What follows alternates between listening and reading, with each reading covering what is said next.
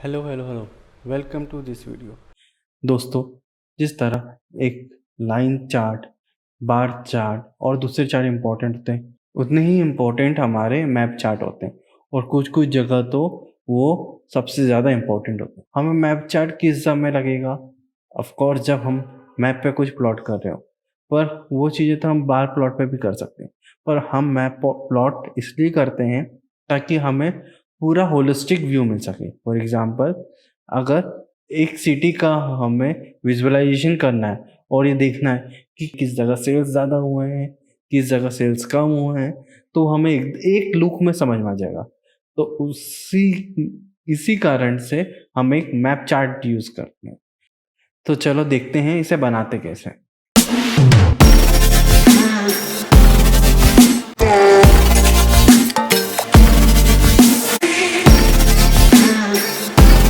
अभी आप स्क्रीन पे जो देख रहे हैं वो 2D और 3D मैप चार्ट है।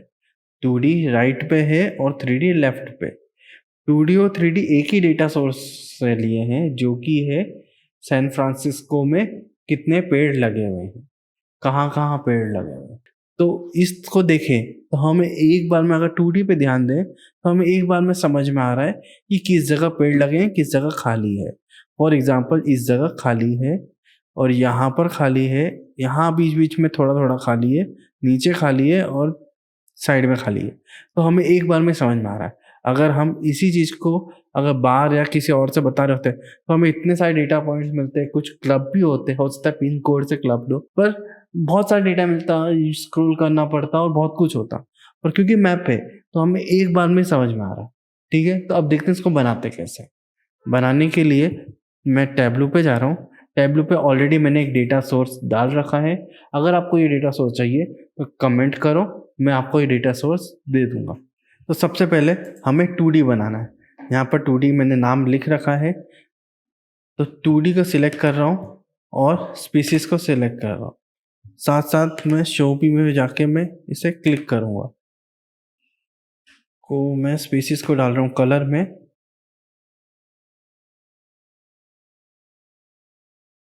तो इस तरह से मेरे को मिल गया। अब मैं इसको थोड़ा सेंटर में ला रहा हूँ।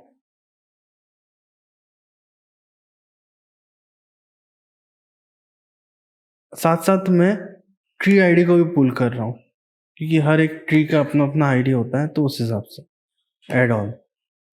अभी याद रखने वाली बात ये है कि मेरा map background by default dark है, ठीक है? आपका हो सकता है लाइट हो तो उसको डार्क कर देना अगर इस टाइप का विज़ुअलाइज़ेशन चाहिए हो। साइज़ को मैं कर रहा हूँ बिल्कुल छोटा। तो अब मैं इसको ज़ूम कर रहा हूँ।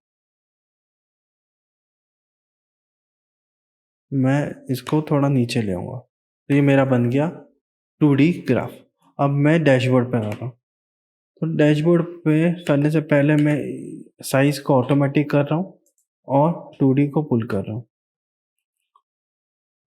अब क्योंकि ये मैं रिकॉर्ड कर रहा हूँ और लास्ट जब टेक लिया था मैंने रिकॉर्ड करते समय, तो मुझे एक एरर आया जो कि ये बोल रहा था कि क्योंकि मैं रिकॉर्डिंग कर रहा हूँ तो मेरा एक्सटेंशन काम नहीं करेगा। तो अभी इसका एक मैंने एक सॉल्यूशन निकाला है, वो आप अपने डैशबोर्ड पे भी कर सकते हैं। पर मैं अब ये काम सर्वर पे करूँगा। जब मैं इसको पब्लिक करूँगा इस डैशबोर्ड को, तभी मैं अपने सारे एडिट करूँगा। आप वही काम कर सकते हैं। तो यहाँ पर 2D है, 2D को अपन करते हैं फॉर्मेट टाइटल, शेडिंग कर दो डार्क,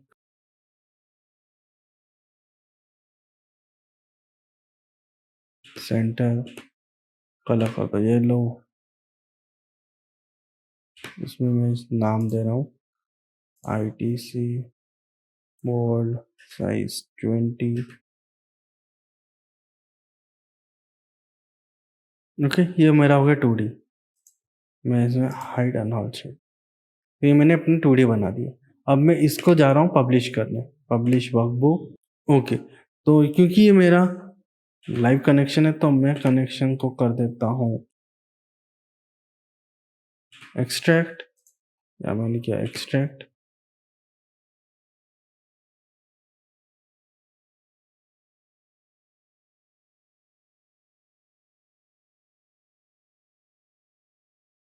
एक्सट्रैक्ट बन गया। अब मैं वापस पब्लिश करने जा रहा हूँ। नाम दूंगा मैं ट्री विस, ठीक है, सैन फ्रांसिस्को स्ट्रीट ट्री, ठीक है। तो इसको करता हूँ मैं सेव। ये मेरे पब्लिक प्रोफाइल पे आ चुके हैं। अब मैं इसको राइट क्लिक करके न्यू टैब खोल रहा हूँ, तो आप मेरे पब्लिक प्रोफाइल पे आके चेक कर सकते हैं और विजुअलाइजेशन को, ठीक है। ये रही मेरी लिंक। अब मैं गया अपने 2D पे, तो इसी को यहाँ पर एडिट करना है। यहाँ पर ऊपर एक ऑप्शन है, वर्कबुक बनी और एक हल्का सा पेन बना है, तो इसको मैं क्लिक करूँ तो अब मेरे को डैशबोर्ड लेवल पे आ गया हूँ। अब मैं एक्सटेंशन पुल कर रहा हूँ। एक्सटेंशन कौन सा होगा? एक्सटेंशन होगा kepler.gl। तो मैं यहाँ सर्च करता हूँ,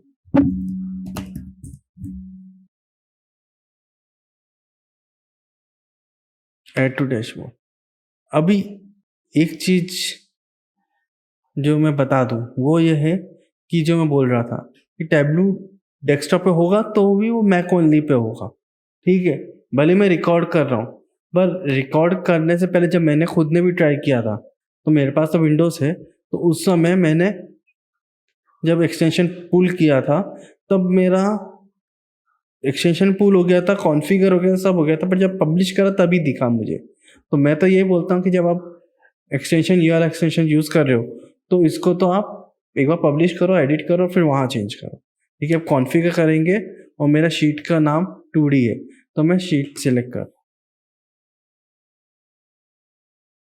सेव, नेक्स्ट करके मैंने सेव कर दिया। मैं अपने सैन फ्रांसिस्को पे आ गया। यहाँ एक छोटा सा बटन है जो जिस पे क्लिक करूँगा तो हमको ऑप्शंस मिलेंगे। ये अपने आप शीट 2D सिलेक्ट कर रहा है। आप शो डेटा करके क्लिक कर सकते हैं। मैं न्यू लेयर पे क्लिक कर रहा हूँ और मैं अपने विजुअलाइजेशन टाइप को सिलेक्ट कर रहा हूँ। तो हेक्स बीन या हेक्सागोनल शेप जो है उसको मैं सिलेक्ट करूँगा और यहाँ लैटिट्यूड और लॉन्गिट्यूड सिलेक्ट करना है।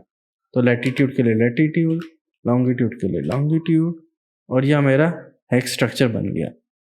अब अगर हम नीचे स्क्रॉल करें तो यहाँ पर रेडियस लिखा है। रेडियस मतलब एक हेक्स का कितना रेडियस होगा, तो इस एक हेक्स का जो है 1 किलोमीटर का रेडियस है। तो पूरा 1 किलोमीटर का रेडियस लेके जो इतना भी एरिया अपना आ रहा है वो एक हेक्स को रिप्रेजेंट कर रहा है। तो अब मैं इसको कम कर रहा हूँ क्योंकि 1 किलोमीटर का जो रेडियस होगा वो बहुत बड़ा एरिया होता है, तो उसमें मेरे को इतने सारे डेटा पॉइंट्स नहीं मिलेंगे जैसे कि यहाँ पर है।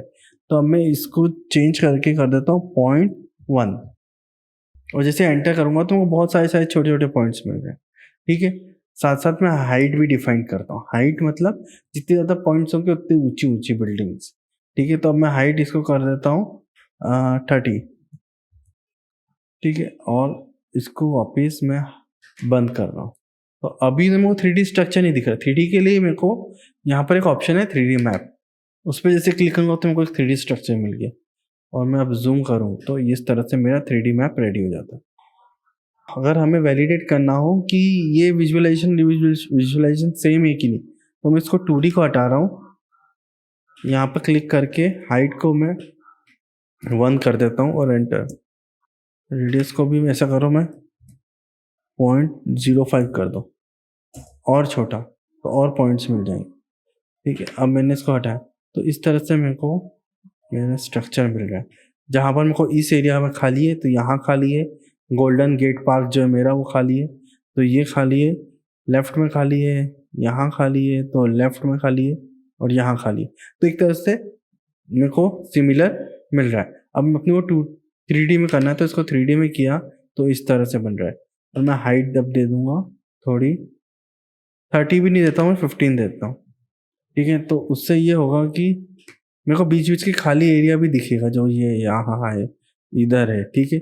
आगे बड़ी बिल्डिंग आ जाएंगी तो फिर मेरा ये एरिया छुप जाएगा, ऑलमोस्ट सिमिलर लगेगा, जो कि नहीं है अपना, ठीक है। टेक्स्ट बॉक्स को ऊपर पुल कर रहा हूँ और उसमें 3D लिख रहा हूँ, ठीक है। तो मैं इसका लिखता हूँ 3D, सिलेक्ट किया, सेंटर में किया, कलर मेरे को करना है कस्टम कलर है, और अप्लाई कर देता हूँ 20। बोल्ड ठीक है, चलो ये हो गया तो हो गया। वो अप्लाई कर रहा हूँ, ओके कर रहा हूँ, और इसको लेआउट में बैकग्राउंड कलर चेंज कर रहा हूँ, डार्क। ठीक है, अब मैं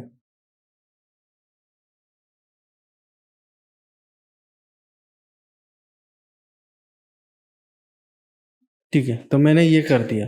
अब मैं 2D और 3D बन गया। मैं यहाँ पर और उसको क्लोज कर रहा हूँ। यहाँ पर ये पूछ रहा है पब्लिश कर, तो चलो पब्लिश कर दो। सैन फ्रांसिस्को स्ट्रीट व्यू में मेरे को 3D 2D दिख रहा है, और हो गया मेरा पब्लिश। अगर पसंद आया तो लाइक करो, और अपने फ्रेंड्स के साथ, कलीग्स के साथ शेयर करो, और सब्सक्राइब करो इस चैनल को। Thank you, bye bye.